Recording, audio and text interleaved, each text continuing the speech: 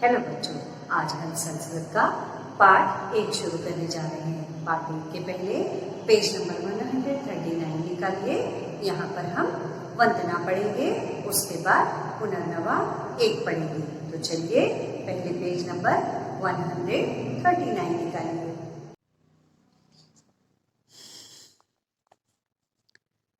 वंदना। हे विभो आनंद सिंधु। बच्चे ईश्वर से कह रहे हैं कि हे प्रभु, आप आनंद के सागर हैं। मैं अपि मेधा दियताम, मुझे मेधा यानी बुद्धि दियताम दीजिए। मैं अपि का मतलब है मुझे बुद्धि दीजिए। यच्च दुरितम दीन बंधु तच्च दूरम नियताम।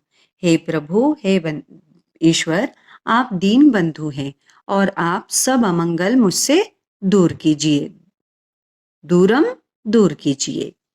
अगला है सद्गुणः विद्या च बुद्धि। हे प्रभु, मुझे सद्गुण और विद्या और बुद्धि सर्वदा मयि धियताम, सर्वदा हमेशा, मयि मुझे, धियताम दीजिए। सर्वदा का मतलब हमेशा मेरी बुद्धि, मेरे सद्गुण में और विद्या में वृद्धि कीजिए, उन्हें आगे बढ़ाते रहिए। हे प्रभो सत्कर्म शोभा में मतिह संधीयताम। हे प्रभु, मेरे जो भी गुण हैं उनमें हमेशा आगे बढ़ोतरी हो, कभी भी मेरे जो गुण हैं वो अवगुण में न बदल पाए। हमेशा मेरे सत्कर्म के जो भी गुण हो उन्हें ही आगे बढ़ाएं। मेरे सत्कर्म को करने की मुझे मति दीजिए। चलिए अब अगले पेज पर चलते हैं। Page number 140। पुनर्नवा 1, इसमें हम लिंग वचन का बोध करेंगे। पुनर्नवा 1 में आपने पहले भी आपको जो वीडियो दिया था उस वीडियो में आपको मैंने सब बताया था। अब चलिए देखिए। पहला है पुनलिंग शब्द। पुनलिंग शब्द क्या होते हैं? जो पुरुष जाति का बोध कराएं वो शब्द पुनलिंग शब्द कहलाते हैं। वृक्षः, मयूरः, अश्वः। वृक्षः पेड़, ट्री, मयूरः मोर, पिकॉक, अश्वः घोड़ा, हॉर्स। स्त्रीलिंग शब्द। स्त्रीलिंग शब्द क्या होते हैं? वो शब्द जो स्त्री जाति का बोध कराते हैं वो स्त्री लिंग शब्द कहलाते हैं। पहला है महिलाः।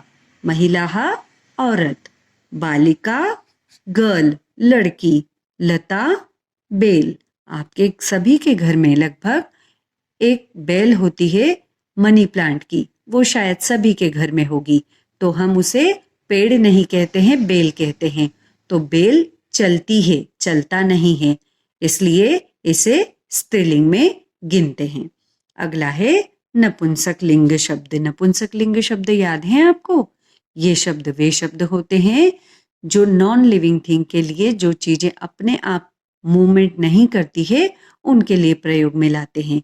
यहाँ पर पहला है पुस्तकम, दूसरा है कमलम। पुस्तकम यानी बुक, कमलम यानी लोटस, फलम फल।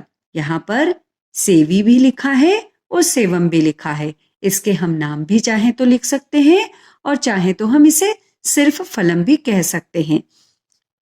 अगला देखिए पेज नंबर 141। यहाँ पर अभी हमने पढ़ा था कि वचन 3, लिंग 3 होते हैं और अब हम यहाँ पढ़ रहे हैं कि वचन भी 3 होते हैं, जो कि हम पहले वीडियो में कर चुके हैं। 1 हिरण, 2 हिरण और बहुवचन में कई सारे हिरण। 1 के लिए हिरणः, 2 के लिए हिरणोः और 3 के लिए हिरणाः। हिरणः, हिरणौ, हिरणाः। 1 हिरण, 2 हिरण और कई सारे हिरण। एक वचन, द्विवचन और बहुवचन। अब है कन्या, कन्ये, कन्याः। सा, ते, ता। याद आया? सा यानी जो नाम आया है उसमें आ की मात्रा, कन्या शब्द है तो कन्या ही रहेगा। कन्ये मतलब एक ही मात्रा, सा ते, हमने ते याद किया था ना स्त्रीलिंग के लिए, तो कन्या, कन्ये, कन्याः, ताः। अब आता है फलम, फले, फलानी। ये एक वचन है, ये द्विवचन है और ये बहुवचन है। यहां पर हमने क्या याद किया था? एक वचन के लिए अम, तत् याद आया। और यहां पर क्या लिखा है? फले, फले मतलब एक ही मात्रा अगर लगा दी तो वो दो हो गया है। यहां भी एक ही मात्रा लगाई अर्थात दो है। और यहां तो लगाना है, औ की मात्रा लगानी है तो दो होगा। ये किसके लिए है वो ध्यान रखना है, पुनर्लिंग के लिए, ये स्त्रीलिंग के लिए और ये नपुंसकलिंग के लिए। और अब आखिरी देखिए फलानी, फलानी का मतलब आनी, तत्, ते, तानी।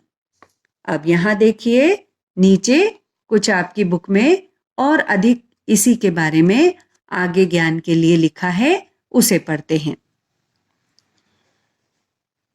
पुनर्लिंग शब्द एक वचन में अ पर खत्म होते हैं, समाप्त होते हैं। स्त्रीलिंग शब्द आकारांत होते हैं जो कि आ पर समाप्त होते हैं, और नपुंसक लिंग जो कि अम पर समाप्त होते हैं। उनका अंत कहाँ होता है? अम पर। देखिए बालकः, सिंह, ये दोनों पुनर्लिंग है, तो ये किस पर खत्म हुए? अ पर खत्म हुए। बाला, चटका, बाला यानी लड़की, चटका यानी चिड़िया, तो ये दोनों आ की मात्रा पे खत्म हुए हैं। इसलिए जो शब्द आ की मात्रा पर खत्म होते हैं उसे आकारांत शब्द कहते हैं, और जो शब्द अ पर खत्म होते हैं उसे अकारांत शब्द कहते हैं। अब है अम अंताः, अम अंताः मतलब अम पर जिसका अंत होता है। तो चक्रम, पुस्तकम, चक्र मुख्य शब्द है जिसमें अम लगा दिया है हमने म के नीचे हलन, तो वो चक्रम हो गया। और यहाँ पर पुस्तकम, ये सब एक वचन है। अब बात करते हैं द्विवचन की।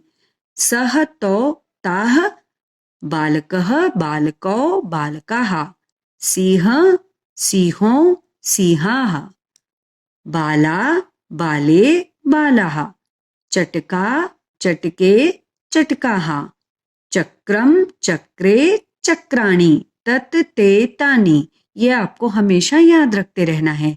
पुस्तकम, पुस्तके, पुस्तकानी। यहाँ पर एक आखिरी में लाइन लिखी हुई है, अब जरा इसे पढ़िए। प्रायः पुनर्लिंग शब्द के अंत में अ, स्त्रीलिंग शब्द के अंत में आ, अभी हम यहाँ एक वचन की बात कर रहे हैं, और नपुंसक लिंग शब्दों के अंत में अम आता है। लेकिन इसके कुछ अपवाद भी होते हैं। अपवाद का मतलब है कि कुछ जगह पर ये शब्द परिवर्तित भी होते हैं। जैसे हमने पहले पढ़ा था सह, तो, ते पढ़ा था, लेकिन यहाँ पर ते का मतलब ते मात्रा नहीं है, जो शब्द है उसी में आकी मात्रा ताहा आ जाएगा। तो ऐसे कुछ शब्द होते हैं जो नियम के विरुद्ध होते हैं, लेकिन हम इन्हें आगे के पाठ में पढ़ेंगे कि जो शब्द नियम के विरुद्ध अगर होते भी हैं तो वो कैसे होते हैं। चलिए अब अगले वीडियो में मिलेंगे अगले पाठ के साथ। Have a nice day.